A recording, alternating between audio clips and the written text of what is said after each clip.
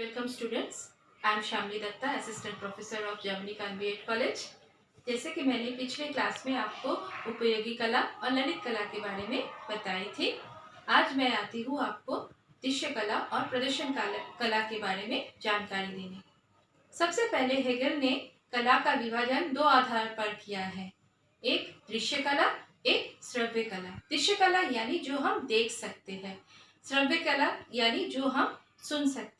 लेकिन आगे चलकर ललित कला के दो प्रकार हुए हैं, एक दृश्य कला और एक प्रदर्शनकारी कला।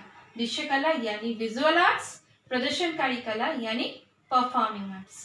दृश्य कला के अंतर्गत तीन तरह के प्रकार हुए हैं, एक चित्रकला, मूर्तिकला, वास्तुकला, जो कि दृश्य कला के अंतर्गत आता है। प्रदर्शनकारी कला यानी परफॉर्मिंग आर्ट्स के अंतर्गत काव्य कला, संगीत कला, नृत्य कला व नाट्य कला। अब आते हैं हम चित्रकला के बारे में चर्चा करने। चित्रकला का इतिहास क्या है? चित्रकला के बारे में किसी भी सतह, रंग और रेखा का द्वारा कोई आकार का आभास करना ही चित्रकला है। प्राचीन इतिहास में देखा चित्रकला के तीन प्रकार है, भित्ति चित्र, पटचित्र, फलक चित्र। चित्रकला का प्रारंभ आरेखन से हुआ है, यानी आरेखन यानी ड्राइंग, जो प्राग ऐतिहासिक गुफाओं में देखने को मिलता है। अब आते हैं मूर्तिकला के बारे में। मूर्तिकला का इतिहास क्या है? विभिन्न माध्यमों में जो क्रियायामी प्रभाव उत्पन्न किया जाता है वही मूर्तिकला है। जो क्रियायामी प्रभाव उत्पन्न किया जाता है वही मूर्तिकला है, यानी इनका माध्यम क्या हो सकता है? पत्थर, लकड़ी, धातु आदि। विभिन्न शास्त्रों में प्रतिमाओं का मान, गुण, दोष, अलंकरण, आसन, परिधान आदि मूर्तिकला के नियम अनुसार निर्धारित किया जाता है। इसका प्रायोजन धार्मिक, स्मारक, अलंकरण आदि के रूप में हुआ है।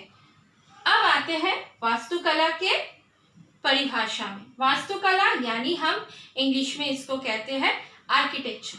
वास्तुकला में वास्तु बस धातु से उत्पन्न हुआ है, जिसका अर्थ है निवास करना, यानी एग्जाम्पल दे सकते हैं वास्तुकला के अंतर्गत मंदिर हो गया, भवन हो गया आदि। ये हुआ दृश्य कला के बारे में। अब आते हैं हम प्रदर्शनकारी कला के बारे में चर्चा करने। प्रदर्शनकारी कला में सबसे पहले है काव्य कला। काव्य कला का इतिहास है, इसका वास्तविक आधार शब्द, जिसका लक्ष्य व्यंजन अभिव्यक्त करना होता है। शब्द ही काव्य कला का प्रमुख आधार है। शब्द ही काव्य कला का प्रमुख आधार है। उसके बाद आते हैं संगीत कला में। संगीत कला का चर्चा करते हुए हम कह सकते हैं कि गीत, वाद्य और नृत्य, ये तीनों के समूहों को संगीत कहते हैं। अलंकार के सा, रे, गा, मा, पा, धा, नी, ये सातों स्वरों को मिला के जो अलंकार तैयार होता है, उसे ही हम संगीत कला में स्थापित करते हैं। अब आते हैं नृत्य कला व नाट्य कला के बारे में। नृत्य कला के बारे में एवं नाट्य शास्त्र के बारे में चर्चा करते हुए व्याख्यार्थ की जो प्रकृति, जो अभिनय के माध्यम से हम दर्शाते हैं, उसे ही हम नृत्य कला व नाट्य कला कह सकते हैं। जो चार प्रकार के होते हैं, चार प्रकार के क्या क्या होते हैं? आंगिक, वाचिक, आहार्य, सात्विक। आंगिक का अर्थ होता है अंग प्रत्यंग के द्वारा अपनी भावनाओं को व्यक्त करना। वाचिक यानी वाणी के द्वारा अपने भावनाओं को व्यक्त करना। आहार्य यानी वेशभूषा के माध्यम से अपनी भावनाओं को व्यक्त करना। सात्विक यानी सात्विक का है भावों के द्वारा।